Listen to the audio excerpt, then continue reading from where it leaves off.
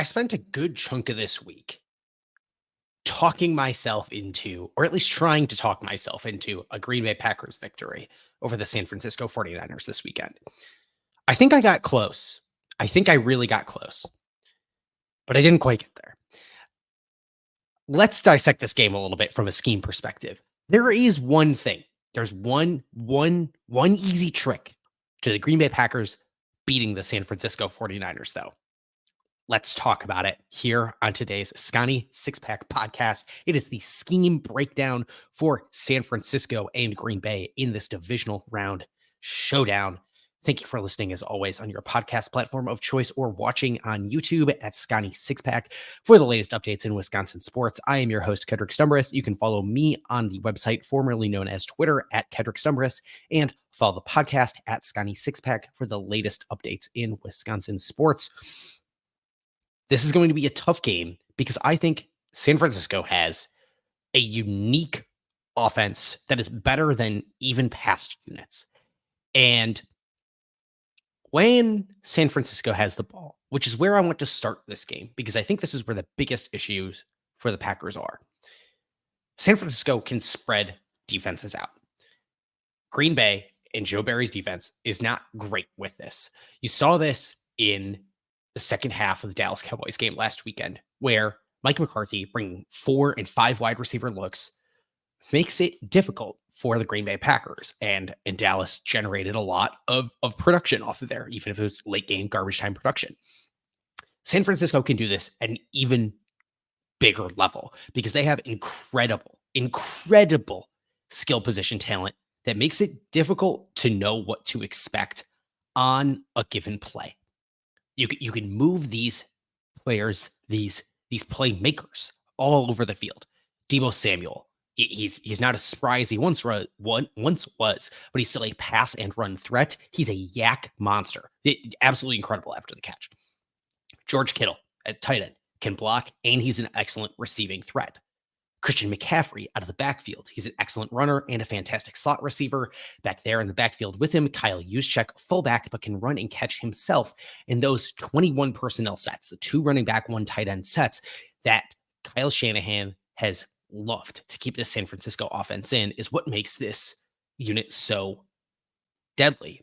Plus, you throw in other weapons like Brandon Ayuk and the rest too, and that turns this San Francisco offense into a juggernaut. They've gotten off the bus and scored 30 with ease all season long. I mean, plus, we talked about all these weapons. Christian McCaffrey is a huge run threat. And Brock Purdy himself is a great quarterback, despite the fact that I have doubted him. He gets the offense into the right play and then kills your defense on it. Plus, the Green Bay defense just frankly isn't good. And this is where I think I've talked myself out of this Packers upset, despite the fact that there is one thing, and not just one thing that, the Packers need this to go right and hammer it. No, but there's one real advantage in this game that I think the Packers have that could brew an upset.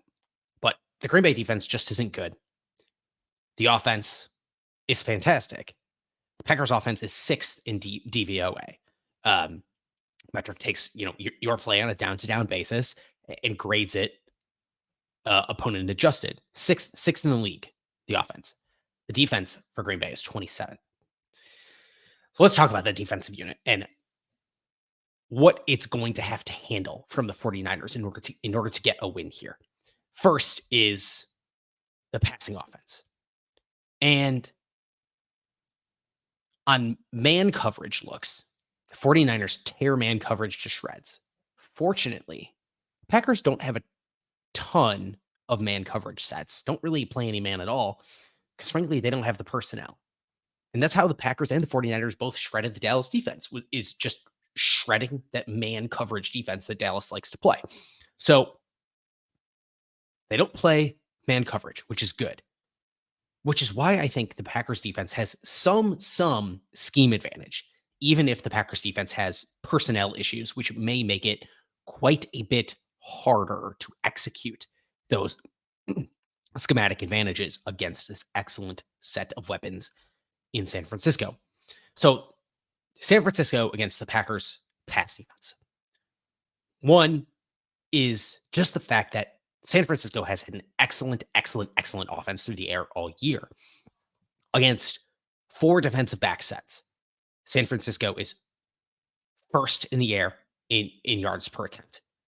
Even still, against four defensive backs, sixth in the league in yards per rush. Green Bay defense, on the other hand, is sixth worst team in the league by expected points added per snap, per pass attempt, with only four defensive backs on the field. Well, the Packers try to live out of nickel quite a bit more often, try to have that fifth defensive back on the field. So how do the 49ers do with five defensive backs on the field? Well, San Francisco has Christian McCaffrey back there, and you've lightened the box. So San Francisco averages 4.7 yards per rush when you bring in that fifth defensive back. And Green Bay, it's not that they're bringing in a fifth defensive back and are all of a sudden great at defending the run for any reason. No, with that fifth defensive back in that nickel set, they're third worst in the league in expected points added per rush. That's not great. Well, what if Green Bay went really small? You bring in a sixth defensive back, you go dime. No, don't do it. Don't do it. Don't do it because it's just over against Christian McCaffrey at that point. And some of this is tough if you want to play base and just you give your luck. This is not the way you want to do it because you think about the linebackers that the Packers have: Quay Walker and Devondre Campbell. Not great at coverage. Not great in pass coverage. Devondre has a bad case of being old, and Quay Walker, who is young, but he is blitzed more often than almost any other player in the league. He's called on a blitz, and it makes you ask the question of you wonder why. Why is he getting sent on a blitz very often? So often. And it's because, frankly, the Packers don't trust him to play in coverage. So that's tough. You need to bring in an extra defensive back to try to make up for some of this, I think. And when you have Quay and Devondre, who can't cover over the middle of the field, you need to generate pressure because just the personnel out there defending the pass is not going to be enough for Green Bay. Green Bay is 31st in the league in DVOA, defensive over average adjusted per opponent. 31st in the league, second to last in the league, defending the pass when not generating pressure.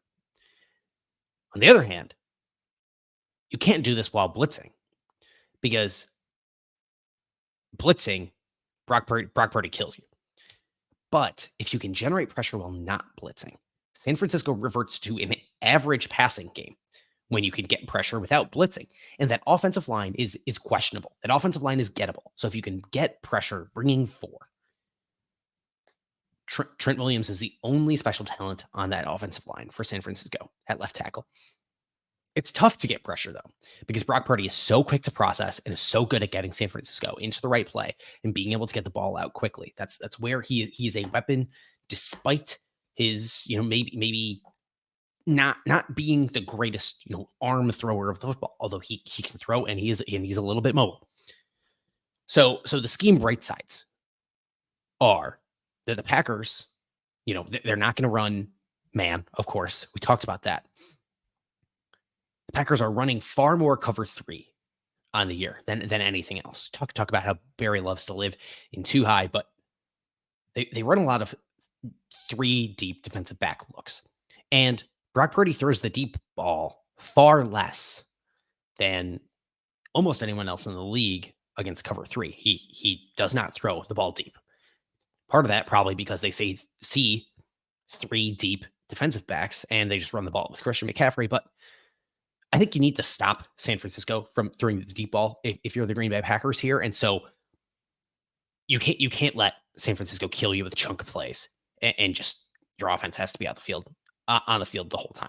If you're Green Bay, you have to keep some stuff in front of you because the San Francisco offense is going to get theirs, but you can't let them get it all in one play. You need to make them earn it. On crossing routes, of course, the Shanahan scheme, bread and butter. San Francisco is much, much worse on the crossing routes against cover two and against cover three than compared to throwing against man coverage. So if you can live in that cover three, not going to get quite as good production out of those crossing routes that Brock Purdy loves so much, the Shanahan scheme loves so much. They're not going to throw the deep ball as much. Probably going to hit you on some outs, but you're gonna have a chance. The problem there, despite those schematic advantages, getting into those schematic advantages is the difficult part. Like we said, Brock Purdy, his best attribute, and what should be any great quarterback's best attribute, is getting into the right play, being a processor, seeing what's on the field and taking advantage of it. When facing zone coverage on first and second down, facing zone coverage on early downs, the 49ers run the ball more often than any other team in the league. At that point, if you're seeing zone, you run the ball. Don't risk Brock Purdy or somebody on a route making a mistake. You just have Christian McCaffrey and you can run the ball. Sounds great to me. When the 49ers get into a play that they want, think about they throw when it's man, they run when it's zone on early downs. Get multiple safeties high, they're gonna rush the ball. And they do so exceptionally well. Getting into those schematic advantages, like we said, is the hard part. Although you have them. If you can get the 49ers to pass the ball on early downs in zone looks, you're going to have a chance. So Joe Barry needs to do a good job of disguising coverages in this game. You have one safety, give him one safety look. You bring the other one up high. You trick Brock Purdy and the 49ers offense into thinking that you're going to play man. You drop another safety back into coverage. You end up playing zone, make them throw the ball. Hope that you get them to bite on some stuff and they don't go to the RPO. And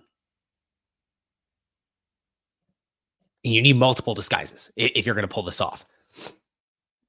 Green Bay was only middle of the road in disguised coverages, cover one, cover two looks, disguising them this season. You're going to need more. The Rams disguise their cover one and cover two looks more than anyone else in the league. And they're one of the few defenses that kind of held Brock Purdy in check this year.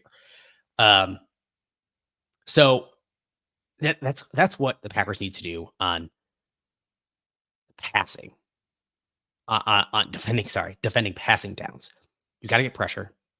Can't do all blitzing. When San Francisco runs the ball, although we talked about, checking into runs a bunch on those plays and having Christian McCaffrey in the backfield being great, and the fact that 49ers offense wants to live in 21 personnel, meaning they want to have two backs in the backfield, and then you can spread them out depending on the look. If it's a man look, they're going to bring Kyle Juszczyk, they're going to bring Christian McCaffrey outside. Only one left in the backfield, and then you're going to pass from there. All of this is very interconnected. But when San Francisco does actually run the ball, let's talk about that, because the scheme is all kind of built together. But when they're actually running the ball, you got to get into the schematic advantages on the passing downs. And if you can do it, and they still run the ball, Christian McCaffrey is absurdly good running the ball up the middle. They're one of the best teams in the league running inside zone looks. Packers are one of the worst teams in the league at stopping inside zone runs. So you're going to need more from your interior defensive linemen, Kenny Clark, Devontae Wyatt. When 49ers are not running the ball up the middle, they run the ball to the left. They run, outside zone or gaps out to the left, because that's the strong side in the offensive line, the right side being the weak. The only excellent talent on this 49ers offensive line, like we talked about needing to generate pressure, the only excellent talent on the offensive line is at left tackle, Trent Williams. Colin McKivitz, the 49ers starting right tackle, is kind of average to somewhere below average bad. And this happens in the pass and run game. Purdy is getting pressured more often from the right. They do not run to the right. That's the side that 49ers try to protect, bring help out there. So if you can take advantage of that schematically, you're going to have a chance. So the rub of the Packers defense against the 49ers offense is that you cannot blitz, because Brock Purdy shreds when blitzing. But you have to get pressure. You have to get pressure bringing 49ers in DVOA on passes are When blitzed, not getting pressure, first in the league. When blitzed, getting pressure, first in the league. No blitz, no pressure, first in the league. No blitz, but bringing pressure, 13th in the league. They go down to average. And it's the only one of those four scenarios between blitzing or not and getting pressure or not. When you get pressure on Brock Purdy while not blitzing, it's the only one of those four scenarios that he has an underwater touchdown to interception ratio. The only scenario of those four where he has more interceptions than touchdowns. So don't blitz, still get pressure. And on personnel, what do you do? Because we talked about the issue of personnel and for defensive back look, not great. You're going to get torn up through the air. And then as soon as you add more onto the field, you just get run over on the ground. I think base is just going to get killed in the pass game. Dime is just going to get absolutely killed in the run. You have to take a little bit of a middle of the road approach because nickel still probably gives Christian McCaffrey a big advantage, but you would rather have an extra defensive back on the field to handle him as a pass catching threat than just live with whatever you get out of Quay Walker and Devondre Campbell as linebackers, guaranteed to have one or both of them lined up on somebody or Preston Smith. You got to get something out there. And then also you hope Rashawn Gary doesn't play with his head cut off. You need him to try and keep contained, which is his biggest issue overall. Need Gary to keep contained against Christian McCaffrey or Brock Purdy on the boot action stuff that the 49ers like to run. So that's what the Packers are going to have to do defensively. But where I think this is still gettable, because look, we talked about all these weaknesses, how great the 49ers offense is. 49ers are going to score points. How do you counteract that? It's with the offense and with one particular asset on the offense. And we're going to talk about that in just a second. But first, need to tell you about our friends over at TickPick. And if you're going to a game, maybe you're still headed out to San Francisco, going to this game, getting tickets late. Heck, I almost pulled the trigger on getting to this game.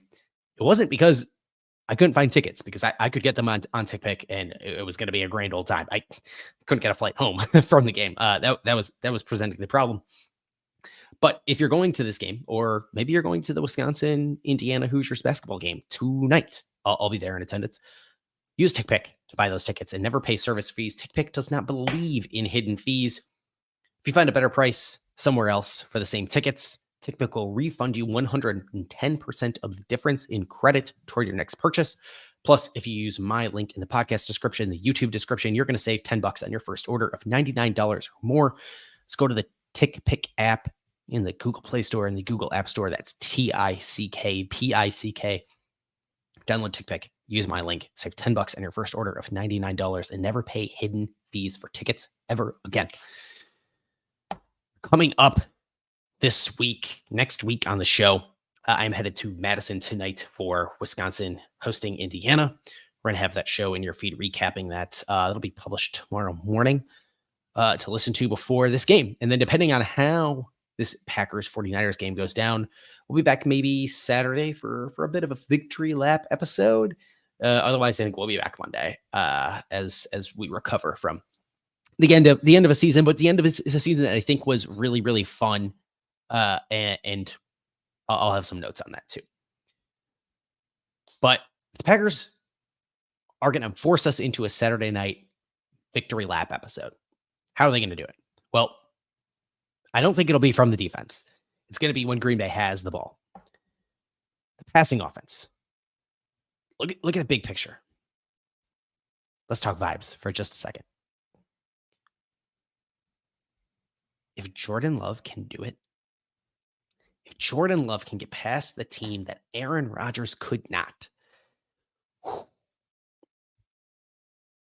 can you imagine the vibes? But Jordan Love is going to have to do it against a completely different defense than he did it against last week. Talked about that a bit at the top. Shanahan offense shreds man coverage. San Francisco, especially when you have this many weapons, right? The Packers all over have had 5 different receivers lead the team in receiving yards on a per game basis throughout the year. San Francisco plays more cover 3 and cover 4 than any other scheme. Far more than league average. They play cover 3 and cover 4.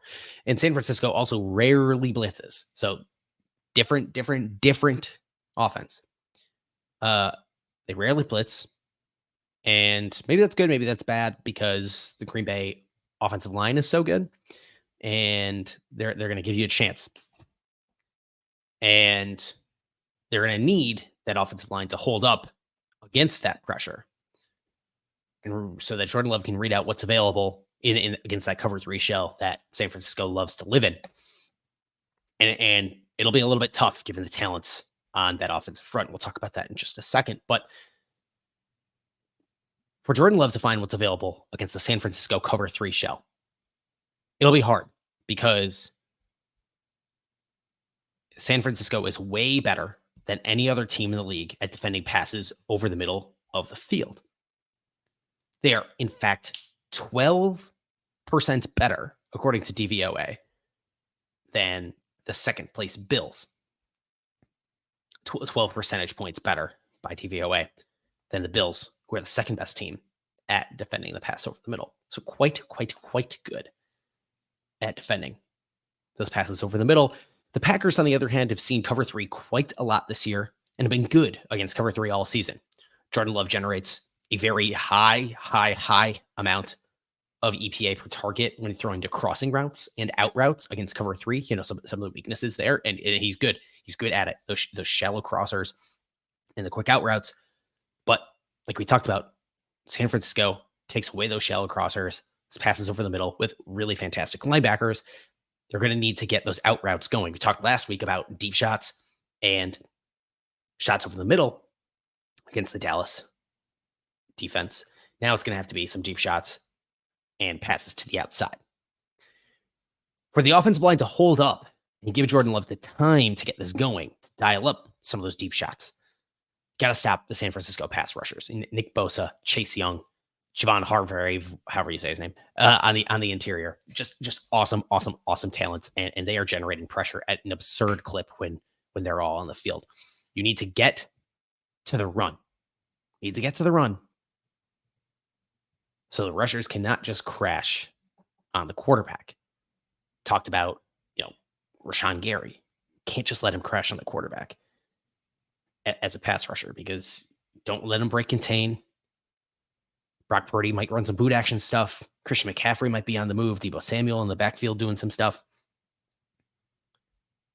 You have to keep those pass rushers, those edge rushers in particular, and Bosa and Chase Young, honest.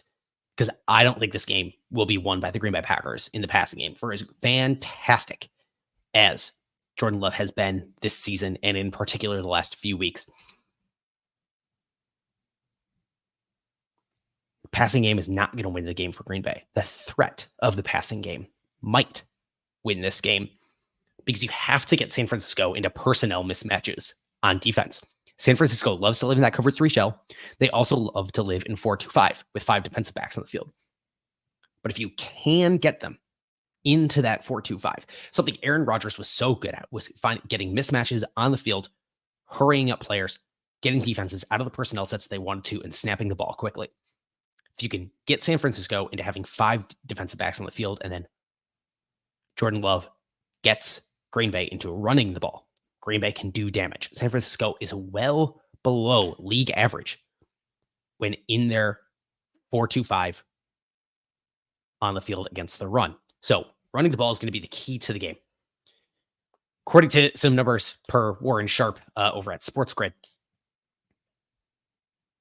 when the 49ers defense faces outside zone runs. Remember, we talked about how Christian McCaffrey is excellent on inside zone runs this season, but on outside zone runs faced by the San Francisco 49ers defense, they are allowing over 5 yards per carry, second worst clip in the league in EPA per rush, 27th in success rate, second to last in explosive run rate, and last in yards after contact per rush when facing outside zone. And outside zone, that weakness favors Aaron Jones and Green Bay. This here is the one easy trick. Kyle Shanahan hates this. The one easy trick to beat the 49ers is you gotta You got to get the outside zone running. You got to get these outside runs moving for Aaron Jones. Even if the Packers haven't run a ton of outside zone this season because Jones wasn't healthy all year, but Aaron Jones wants to bounce to the outside, get around the edge, and beat you. If you don't do that on the flip side, where San Francisco is like the worst or the second worst team in the league defending outside zone, San Francisco on inside zone plays is the second best team in the league at per success rate. So you got that big old tackle, Arik Anderson, whatever the heck his name is, in the middle of the field. Aaron Jones has 111 rush yards minimum in the last 4 games. You have to get him going. I'd also like to see the Packers run some more split zone stuff, especially because if you do that, you can get the tight end bringing in, doing some stuff in motion in the backfield. You have the tight ends doing something, presenting a different threat, because San Francisco is great at defending tight ends over the middle. Talk so much about those linebackers. If you can do something different with the tight ends, make the tight end movement a threat in some capacity, whether you are trying them over the field or making them a threat on the split zone block so that you do not know if they're going to be on the move and then cut back out into the field and coverage again, trying to confuse some of those San Francisco linebackers. Matt LaFleur loves to live in 12 personnel with 1 running back, 2 tight ends. Kyle Shanahan loves to live in 21 with the 2 running backs. If you have both those tight ends on the field, Tucker Kraft, Luke Musgrave, you got to do something with them. Running split zone and then running outside zone are going to be some of the keys to this game. And so I think the rub to this overall is the Packers need an advantageous game script in order to win this game.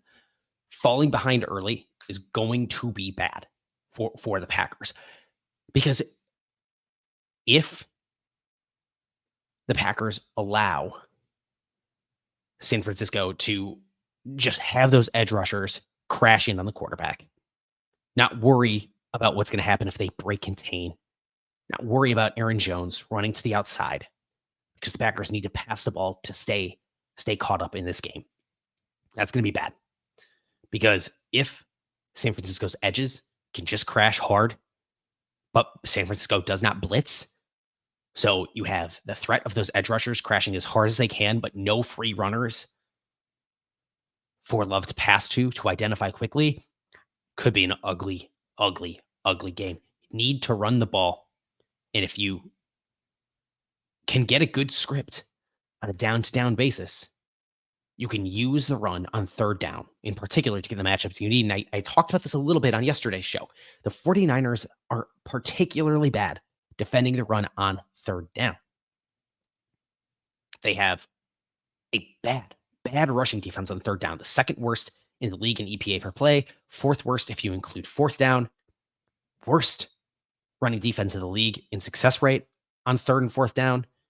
And Aaron Jones, who has the highest rushing success rate of any running back in the league. San Francisco finished 15th in the league in DVOA in rush defense. Total defense numbers are skewed because so many teams got blown out by San Francisco. They need to be need to be passing the ball to keep up in that game. They're like 3rd or something in total rushing defense, but that doesn't really tell you the whole story. This is an average rush defense by San Francisco, and there are some ways the Packers can take advantage of it. If the Packers win the coin toss again, like they did last week, they said, we want the ball, we're going to score, a la Matt Hasselbeck. Legendary Green Bay Packer. Oh yeah, Al Harris coaches for the Cowboys. That's fun. Sorry. Get the ball, go up early, stay ahead. You're going to have a chance. Can't fall behind early. It's going to make this too hard if there is no threat of the run game. San Francisco is going to want to make the Packers one-dimensional. That's probably a winning game script for them. I don't think the Packers have the right personnel to make the 49ers one-dimensional on one threat or another, passing or running. So you just need to minimize the bleeding. Hope your offense scores you enough points to win. All right. I'm going to be on site tonight for Wisconsin hosting Indiana inside the Kohl Center. I'll be there for Badger Notes. Go to badgernotes.com to catch all of our coverage there. Follow me on the website formerly known as Twitter at Kendrick Stumbers for pregame and up to the minute in-game, post-game updates. Follow the podcast at Scotty Sixpack. And thank you very much for listening to today's edition of the Scotty Sixpack podcast on your podcast platform of choice or on YouTube at Scotty Sixpack. While you're around, hit the like button, hit the subscribe button, leave some kind comments, a 5-star review, kind words. Really helps other people find the show and helps us do more scheme breaking down here. And hopefully we are breaking down a Green Bay Packers win soon. Not 10 months from now. Breaking down another one. Just a few minutes, and then here we go. All right. We'll talk to you all tomorrow. Go Pack Go.